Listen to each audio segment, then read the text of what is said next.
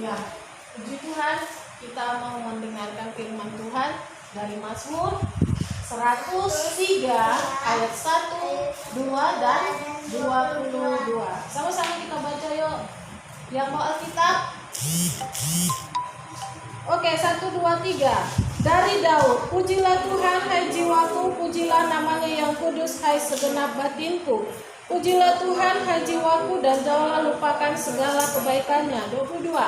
Pujilah Tuhan hai segala buatannya, di segala tempat kekuasaannya. Pujilah Tuhan hai jiwaku.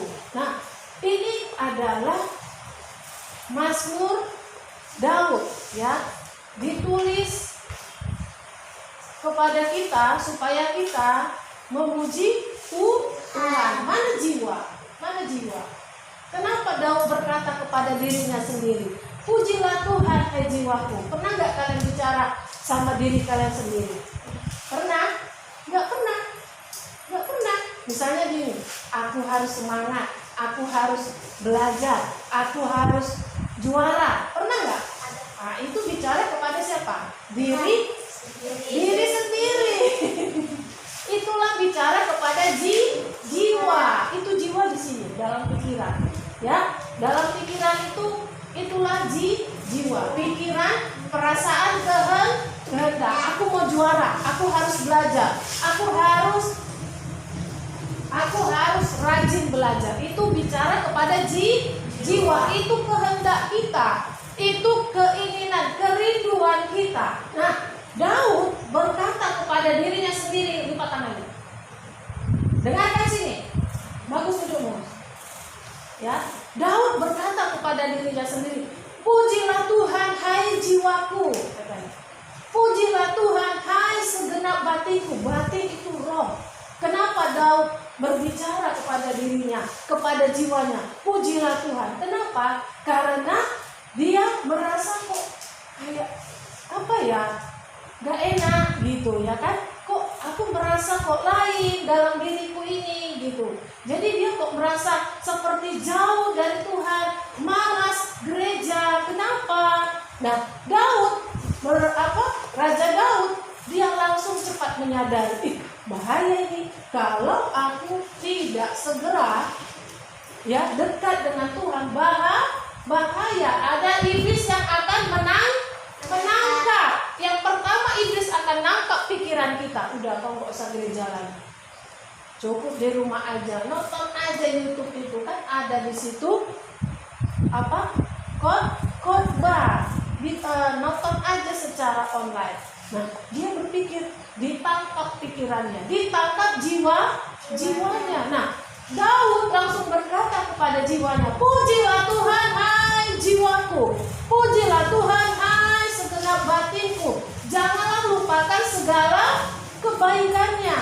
Oh, ternyata ada saat-saat, ada waktu-waktu kita merasa malas berdoa, malas gereja, malas sekolah minggu. Ada waktunya kita malas, mau jalan aja malas, mau mandi aja malas, mau ke gereja aja lambat-lambat, mereka gak enak, ya kan? Gak enak badan, aku malas, aku ngantuk.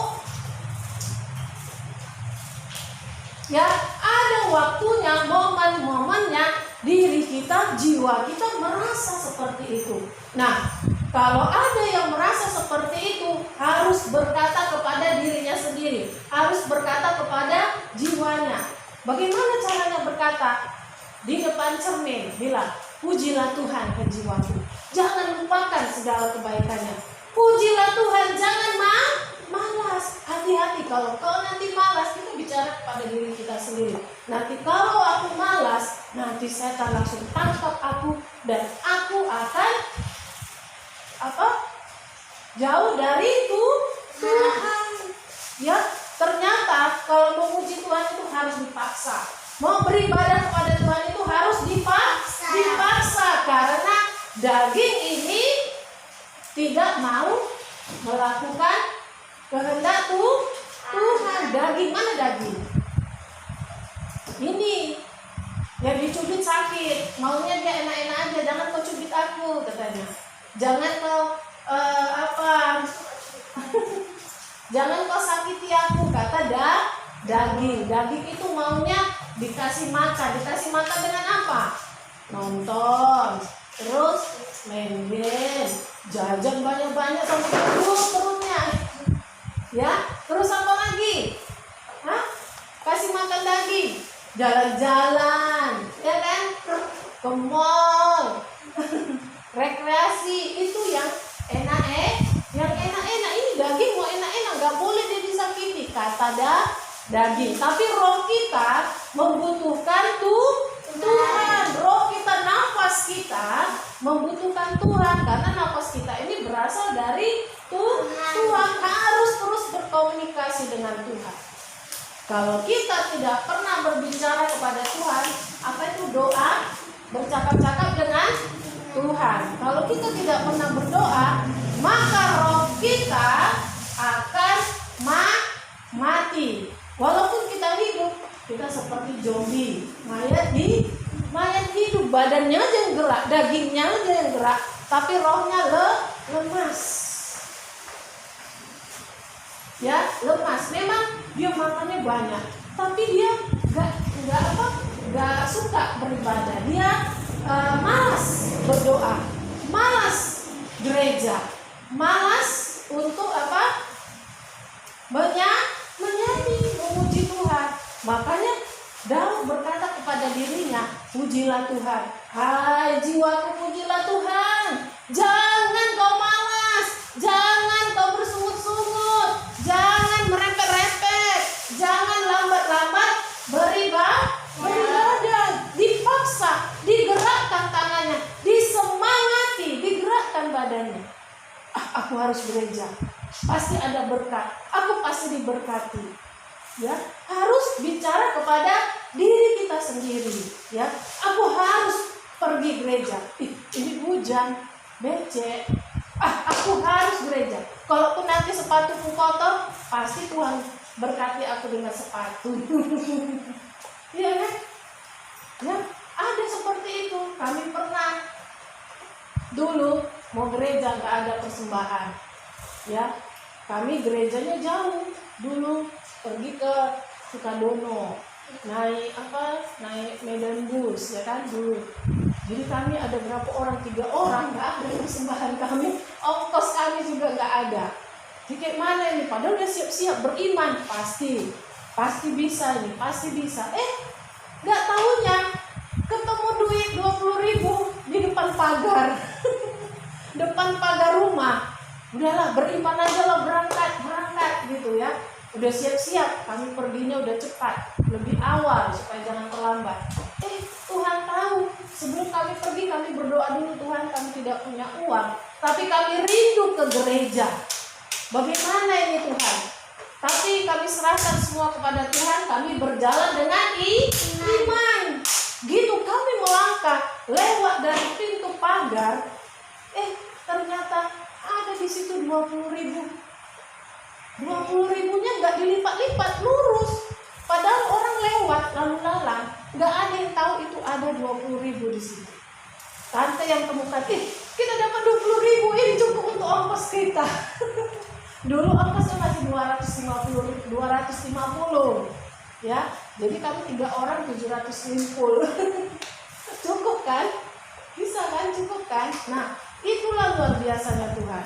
Kita gerakkan, kita paksa diri kita untuk gereja, untuk beribadah. Pasti ada jalan. Kecuali kita berpikir, sekalipun aku gereja, ngapain pun, becek pun ini, maunya banjir aja, biar ada alasan nggak gereja. Ya kan? Maunya nggak usah lah gereja, maunya mogok kereta, semuanya, ya kan? Tapi ada berkat dalam beribadah paksa. Kita bicara dengan jiwa kita, roh kita. Kau harus semangat. Kau harus semangat. Kau harus semangat. Kita katakan gitu. Pasti ada berkat. Karena Tuhan itu pasti memberkati orang yang bersemangat dan orang yang beriman. Kalau dia nggak semangat, Tuhan malas memberkati. Nengok orang nggak semangat aja, nanti Tuhan jadi nggak semangat.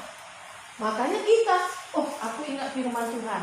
Aku harus katakan kepada jiwaku, pujilah Tuhan, hai jiwaku. Karena Tuhan itu sangat baik loh. Kita akan melihat mujizat-mujizat Tuhan. Ketika kita memuji Tuhan, jangan lupakan kebaikan Tuhan. Apa kebaikan Tuhan? Dia telah mati di kayu salib untuk kita. Kalau kita tidak ingat, kita mau gantikan. Kita mau gantikan Tuhan di kayu salib? Aku nggak mau. Bersyukur aja. Bersyukur karena Tuhan sudah mau mati bagi kita. Harusnya kita yang ada di kayu salib itu. Kapan? Ya, kapan kita ditangkap? Ya, banyak sekarang juga anak-anak Tuhan yang mengalami aniaya tapi nggak merasakan sakit loh. Kenapa? Karena Tuhan yang sudah angkat sakit dan penderitaan itu di mana? Di kayu salib. Jadi jangan lupakan kebaikan Tuhan. Jangan lupakan kasih-Nya yang menebus kita, mengorbankan nyawanya, hidupnya bagi kita. Ingat ya, ingat, mungkin kalian belum banyak mengalami mujizat Tuhan. Sembuh, tapi mungkin masih berpikir, karena makan obat. Tapi kita mau bersyukur kepada Tuhan untuk satu karya Tuhan yang luar biasa, yaitu Dia menebus kita di kayu salib. Itu luar biasa. Itu lebih dari apapun yang bisa kita syukuri. Kalau kita seperti itu, waduh, saya rasa kita pasti jerit-jerit. Ya, tolong. Pasti kita nyerah. Wah, bahaya. Dan kita bersyukur Tuhan menggantikan kita, mengangkat kesakitan dan penderitaan itu, bahkan kita diselamatkan. Harusnya kita jadi milik iblis, tapi karena darah Yesus kita selamat dan kita hidup, kita punya surga kalau tetap setia sampai akhir hayat, akhir napas. Ya, Tuhan pasti berkati kita. Ingat, pujilah Tuhan, hai jiwaku. Jangan lupakan segala kebaikannya. Amin. Amin. Puji Tuhan, Tuhan Yesus mau berkati.